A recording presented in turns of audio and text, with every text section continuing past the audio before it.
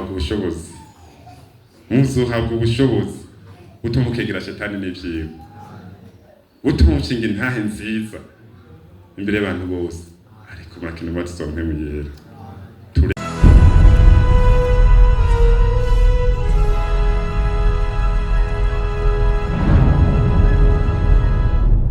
Mukiza amaboko twongere turamukanye mu izina rya Kristo Yesu umukunzi wacu. Yesu nabahezagire cyane. None rero turashimye cyane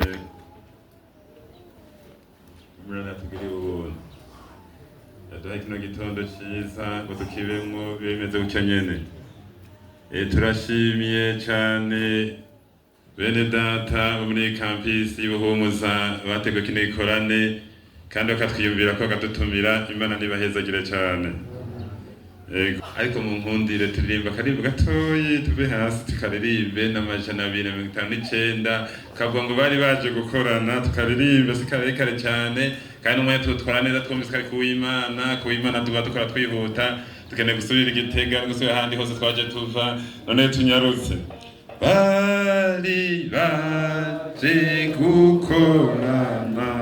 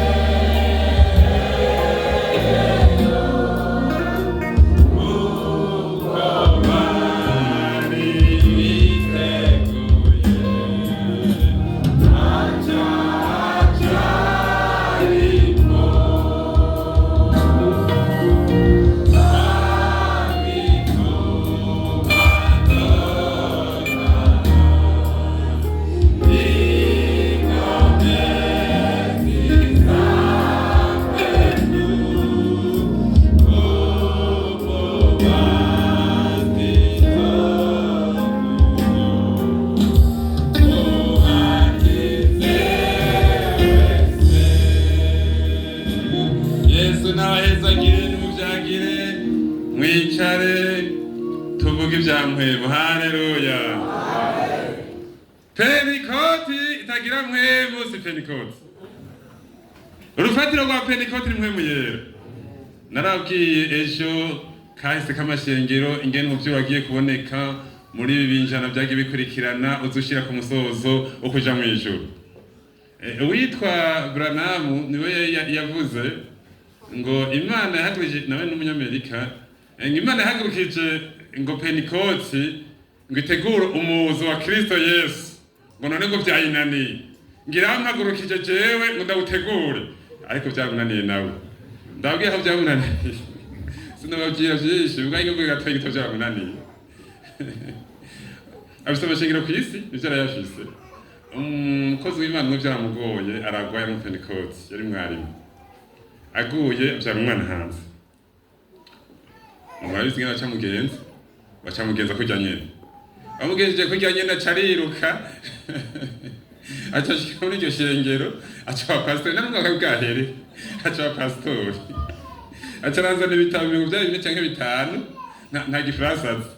Arambye ati Silas ndakwinginze somero nsigurira ibi bintu. Urya rero je ninjiye hariya ndi pastori. Rero mbe pastori ivuga ibi bitabo byanditswe n'umugabo ndabimenya nkavyigisha neza aho kwigisha Bibiliya ko Bibiliya yaramunaniye. Ndabitora ndabitwandabwa nti yamara ibitabo sija kwisoma dabord. No bisona je bingira nabi. Umugabo icyo bita lecture diagonale nshishe kamaso kameme menye basi gatoyi muganje ndabisoma nk'umwanya muto y'icane cya bitanu uravyumva nta sahara biso nteraje iminota yose nabisoma no kuvuga ngo umenye kameme kereke utagomba kwibije igwinikozi mu byavyo ko byo nakugira nabi bya shetani ntuzubirabe cyane oya hayo byo kugira nabi haya ndamarande uragenda rero reka bitabo byinshi zogaruke acaga nk'iyo minsi 3 asubira ngambwe gusa Pentecote yo carabugene ubiriza ntiyo barende bisikubasha nakibiturira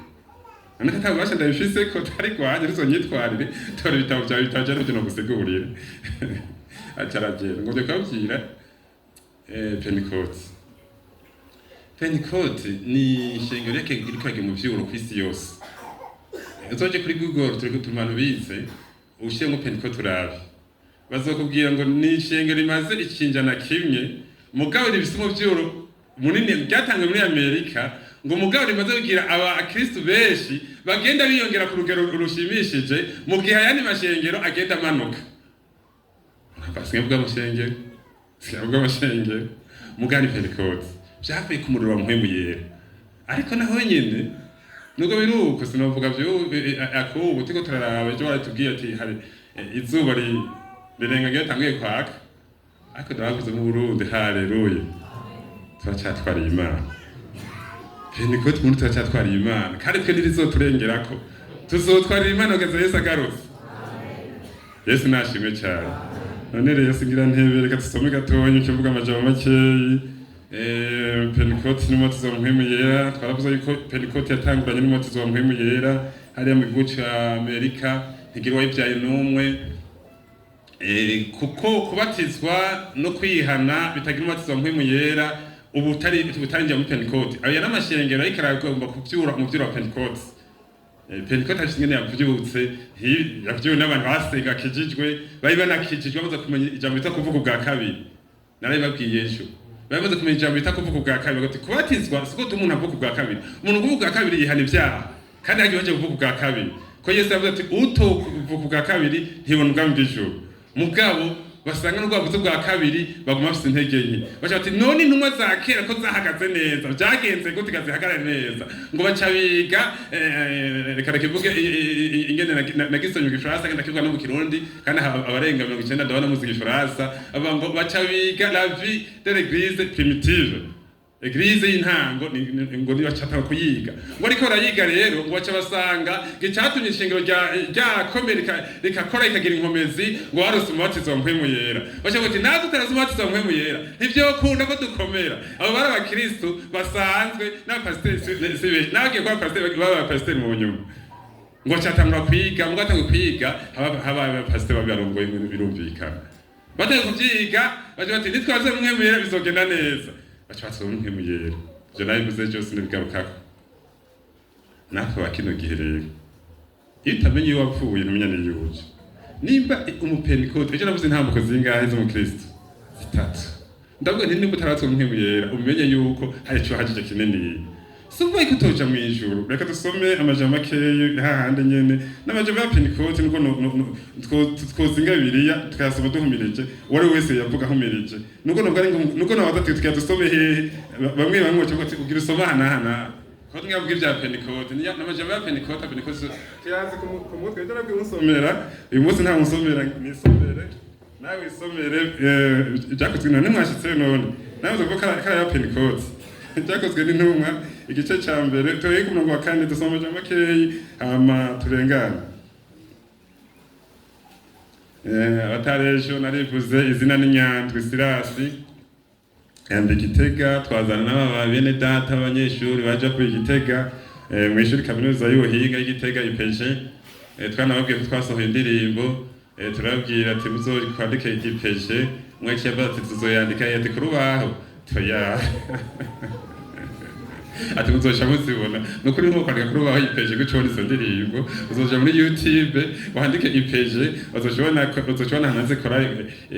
ipeje kwaya cyangwa kora ipeje ucyufyondaho uzocibona indirimbo twasohoye Yesu nabahezagire cyane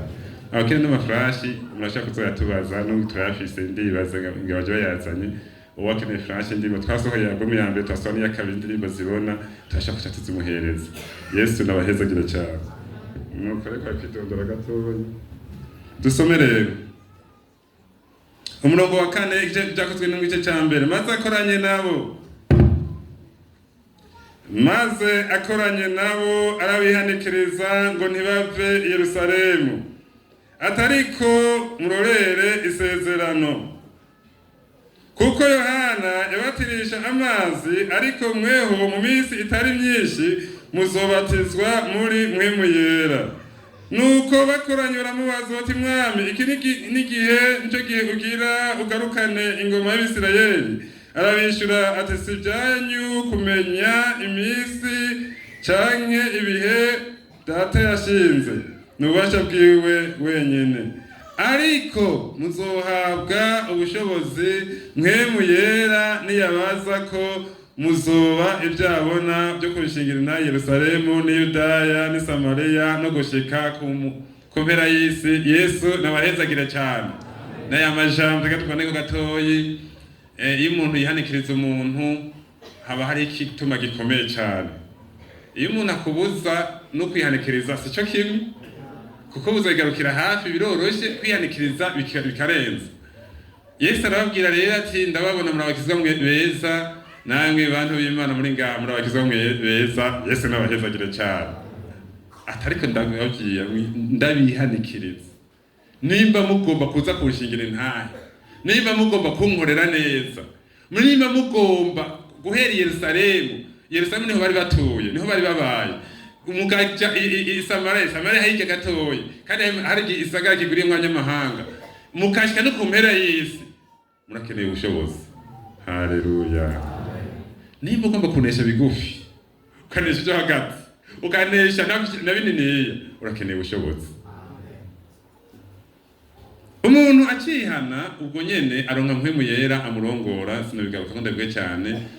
ariko aronka mpwemu yamurongora, akacika umwana w'Imana. Kandi koko abarongora mpwemu w'Imana bose nibo bana b'Imana, kandi abana b'Imana twese tuzoja mu ijuru, sivyo none? Ariko rero hamwe no kurongorwa mpwemu yera, n'aba bantu bari barihanye bararonka, bari bafise mpwemu yabarongora. Ko ikindi gihe yarabahuyeko aravuga ngo akira mpwemu yera. Ariko hagati murakeneye umubatizo wa mpwemu yera. Umubatizo wa mpwemu yera urengeye cyane uburongozi bwa mpwemu yera. Acarabwira rero ati, muzoca muronka ubushobozi bwo kushingira intahe. Haleluya. Dufise intambara nyinshi mw'isi, dufise intambara nyinshi zisaba ubushobozi, zisaba ubwenge. Ubushobozi bwo kunesha icyaha birasaba ubushobozi bwa mpwemu yera. Nutabatizwa muri mpwemu yera uzonesha bikeya. Hari umuvugabutumwa tubwiye ndibuka hari Ngozi mu gikona cy'abanyeshuri, sinzobyibaga n'umusomyi, yatubwiye ijambo ndakiga n'ubumenga narengeje, ariko ndarisasaga ngo asanga n'icyo. Atubwira ngo biragoye cyane yuko umuntu atabatijwe muri mpwemu yera azoshika mu ijuru, ariko birashoboka ko yarihanye ibyaha. Mbwa biragoye ko mpwemu yera n'ubushobozi bukorohereza, bukaguha inkomezi, ukumukandagira ibyakandagiye abandi, utubasha kuresha icyaha, bukumva bugufashe, bugafata umubiri wawe ukawuzingazinga, ukawufatira mpiri, ukawuganza. Ntubushobozi. Utagira ubwo bushobozi rero, niyo amazi akugera ariya ku birenge, niyo amazi akugera ariya ku mavi. Ku birenge ni iby'ubutumwa bwiza bw'amahoro buteguza, n'umuntu yakiye ubutumwa bwiza. Ku mavi nivyo abamaze kumenya gusenga, ku kenyero nivyo abamaze gukenyeza ukuri, mu gikriza nivyo, ariko ngagashira handi bikurengera. Haleluya. N'ubushobozi bugenda butuga mu muntu, kuko umuntu afite ubushobozi buke ashobora bikenyera. None ufite ubutunzi buke wewe ntashobora bikenyera. Iyo umuntu ufite ubutunzi buke ashobora bike, ukagira bwinshi akashobora byinshi.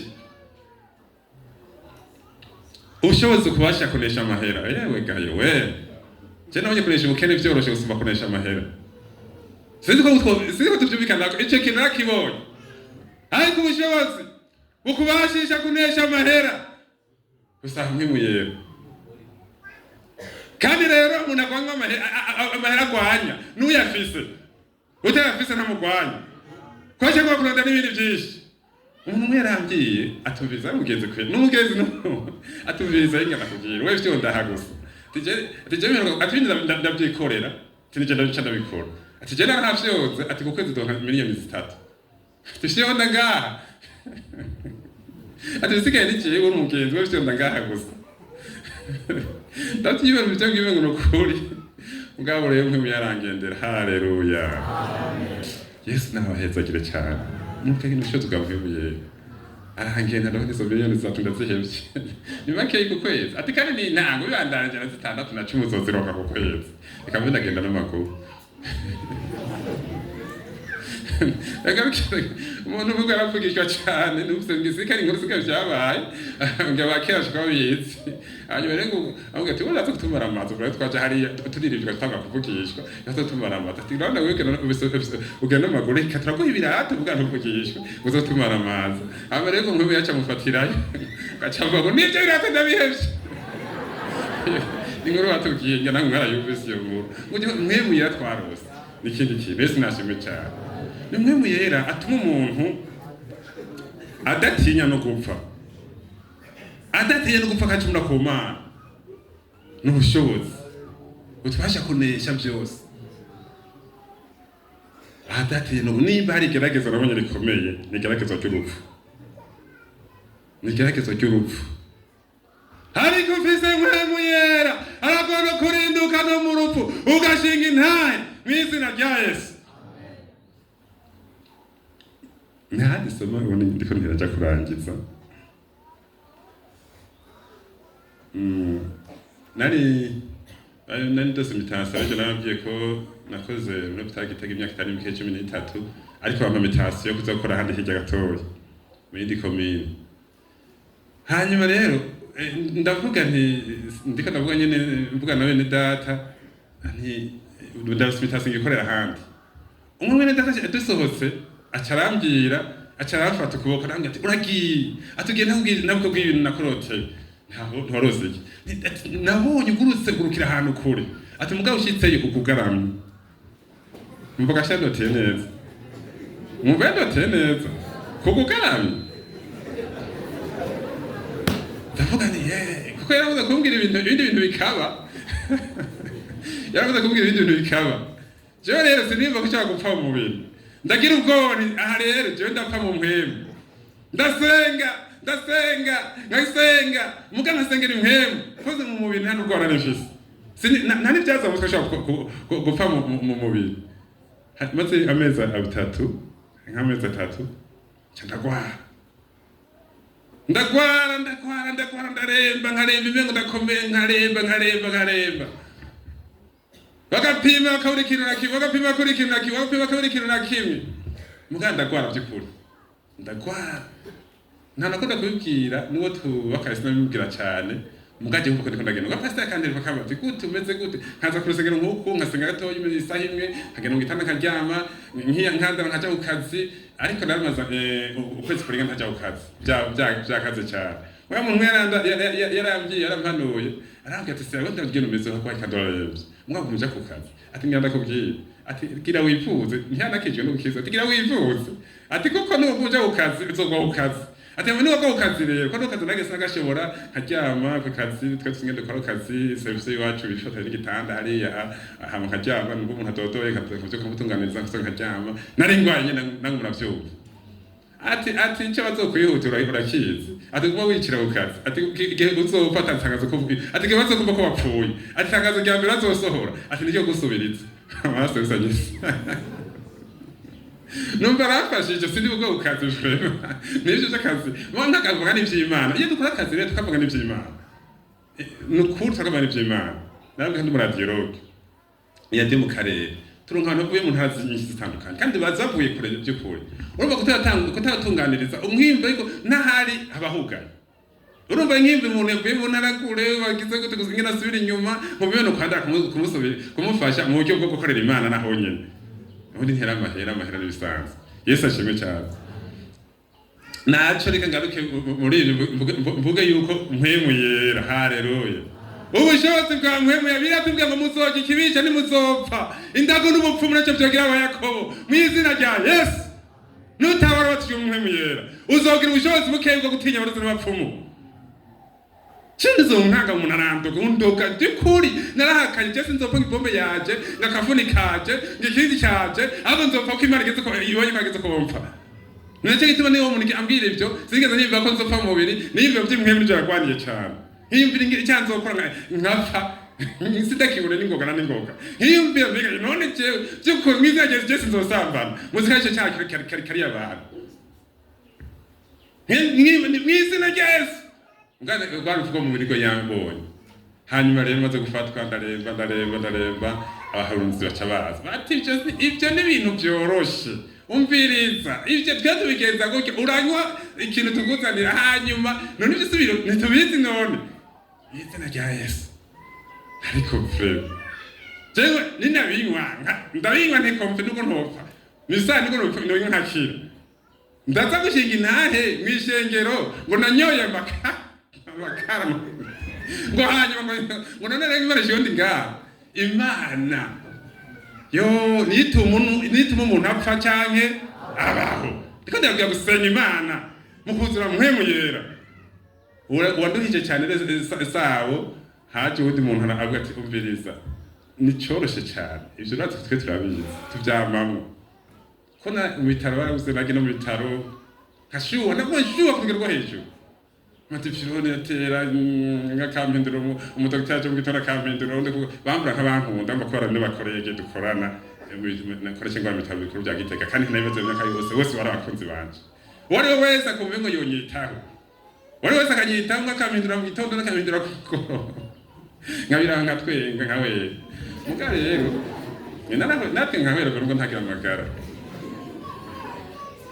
ko bari bantunze muga ntaneke imiti itazonkiza ariko ndi kwa muganga niyo shwa ntayindi shwa n'imihana ni kwa muganga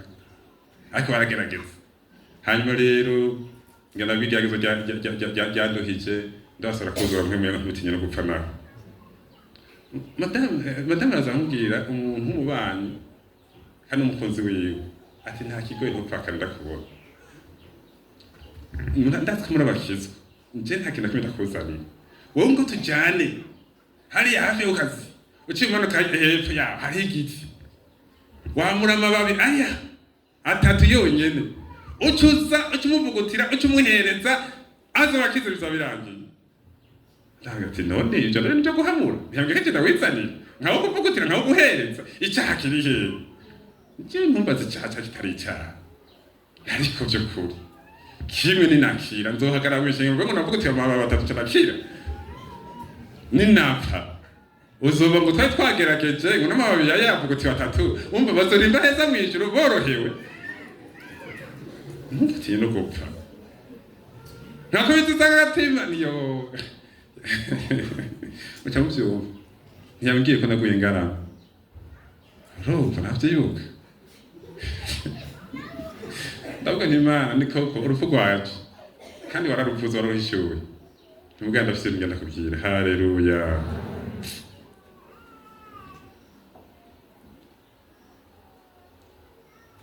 Biko dukora natabita byagutunya dapfa sibyo none naheze kevera mu ngimisi yo kubaho sibyo none reka ngarukirize ngaha ikintu cyaciye kiba ibyo baza kuvyanka byari byoroshye na gatoya mwijoro cyangire indoto haleluya ariko wakane wicari kwa gatanu nari mu bitaro baganga bananiwe ataco babona bavura namarara yarayivuye kona kumashuha bakoze nyine nk'abaganga barakoze nyine kandi barakoze cyandoti Yesu ashimwe cyane. Uri gihome kinkingira uriho kandi uzokwamaho uri gihome kinkingira uriho kandi uzokwamaho mwakoze nakone gakora sinarose ndotaje kitege kinini ya cyane kimeze nk'ibiduka bitatu bifatanye by'ibikamyo mbona kigeze ku metero nka 5 ho ngaha kigira kingombe nzabona hagati ya je n'ico kidege hari igihome kica ciseka kuri ico gihome kica kirasha cose gifumba imyotsi. Yo sinasese ubu cyari seseko gusa mbonje byose bone yo ivyo byose birandike biranyica ariko niruka ivyo byose ko byari byose byinshi ngira ngo niruke ncabona ikiyabo kinini cirabura cyafashe ukuguru no kure kifashe ukuguru ngaba gutabaza Imana ndagabiza mwijwe sinavuga ngaruka kuraba amaso hasi bwana impuye amaso hejuru kwijuru ndaje hasi cyasanga cyakiyabo cyapfuye ngo cyari kinini igisuba inkingwe kumbura ngo ntandabona cyari kinini ya cyana cyangomije ndashaka kuyiruka ibyo byose binyici icyo gihe madamu yararaye mu bitaro cyana niyo ntacyapfuye icyo cyo ndabivuga byumvikana niyo ntacyapfuye acara nava mwitira ngo mwizerageze ngibiki nangi cyo cyapfuye niwe nacubona nangi cyo cyapfuye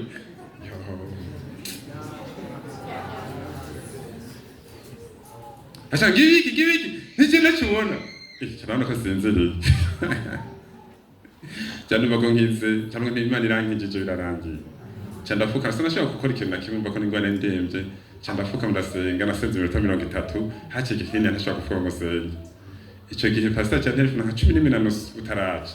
cyanavugishe ngira numviriza ninakize ariko wa gatanu bavyuba ninakize n'Imana yangende n'Imana yankijije nibuca nta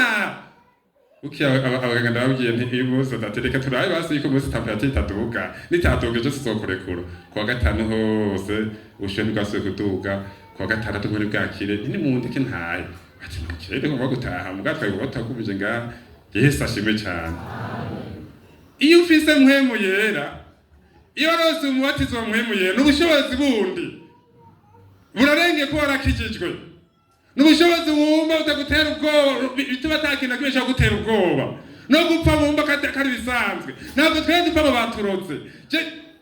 ariko none umviriza murakikekana mwese ngaramuruka n'ubunyantege nke umugabo umusore umwe yo ndarangije umusore umwe yaramwirutseko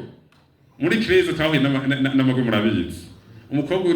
yarasenga umusengero hanyuma amagwe yarabaye murabizi hanyuma bamuteye ariruka abimaye mukuru umukobwa ariruka cyane ariruka ngo yirukanze arabasiga bose mwa wundi umusore w'impaye muguru umupanga mu kuboko amwirukako umukobwa cyose yibagara nyine basize akekwibaza umusore yamwirutseko aramumenya asanga no baririmbana muri korali ntiyari bwamuhambye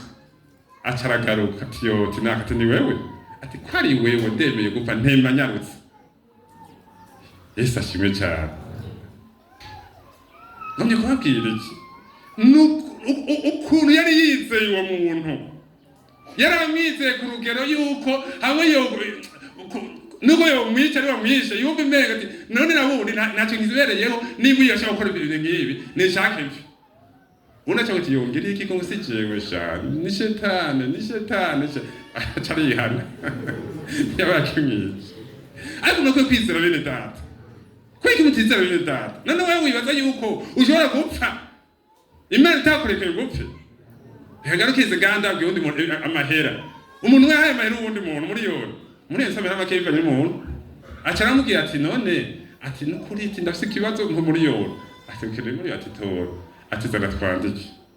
ati ati none ati ntabwo nkandikira ati byukuri ukwiza ndagufitiye kurengeye muri yoro niba twabida kwandika ntacyo byo bimaze nakwiza sinaba nkwizigiye wewe niwe yatwara ndashaka ndayahebe ko nzampevye wose muri yoro hanyuma none vrema none nawe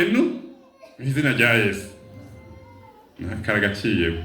ariko ndibabwira ubushobozi bwa mpwemuyera burakutuma ugerera handi hantu abandi bantu bose badashika mwanyumvise se ntimwirike muragira murondera ibintu atacyo bimaze ubu kumufitanye urukundo na Yesu niba Yesu akurekuye no gutsita rugahwera none niba Yesu yakurekuye none habuzane marasesa neza n'abakwezi tugarusanye Imana muzuhabwa ubushobozi utuma ukegera shetani n'ivyiwe utuma umushinga intahe nziza imbere y'abantu bose ariko murakina batuzompe muyera turengere kuba abakristo bakijijwe nivyo twazubita cy'ubugingo tuzana mpwema turongora mugaye biri imbere tutaronka umwatsi wa mpwemu yera bishaka kubita hasi tugasiga tora abakristo twaguye kandi cyakuruhimbi tugatusanya Imana mwami wacu Yesu Kristo urakoze kurugira neza turagushimiye ko dukoranisha bantu wagosezane mpwemu urabaha kandi urabwiye ngo ntibave Yerusalemu ngo nibiyugano banzu bahe mpwemu natwe turakeneye umwatsi zo mpwemu bari baguye guhura n'ibikomeye kandi natwe aho hanze duhura n'ibikomeye turasabye umwatsi zo mpwemu yera mu izina rya Yesu Kristo amen.